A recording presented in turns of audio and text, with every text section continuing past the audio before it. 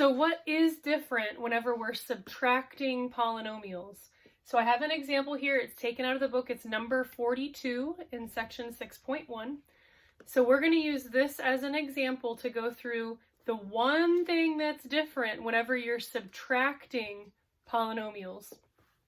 So because this isn't a plus sign, if this was a plus sign, you could just erase those parentheses and go ahead and combine like terms.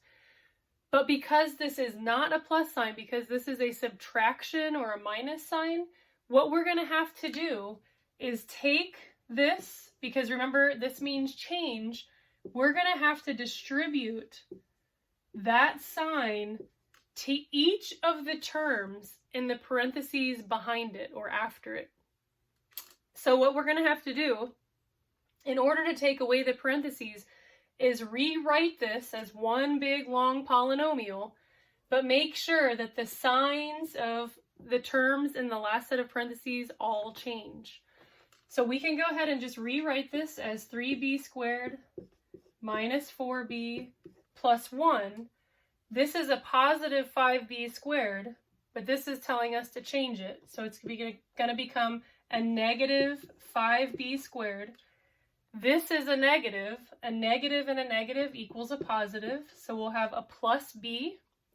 And then our last term again, a negative and a negative equals a positive. So all we did was change this. This was a positive, it became a negative. This was a negative, it became a positive. And that last negative 2 became a positive 2. So after you distribute this negative into all of the terms after it that are in that set of parentheses, you're just going to end up with this big long polynomial, and all you have to do after that is combine like terms. So that's the only step that's different whenever you're subtracting polynomials, is you have to remember to distribute that negative. So from here on out, we know that we're just going to combine like terms. So 3b squared minus 5b squared. 3 minus 5 is a negative 2, and the variable and exponent are going to come along with it. So we have those taken care of.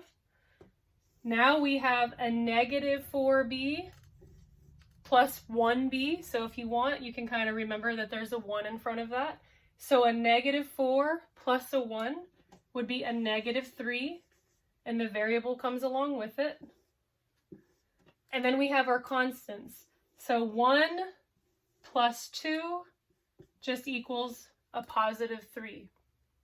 So after you distribute that negative, all you have to do is combine like terms like you always do.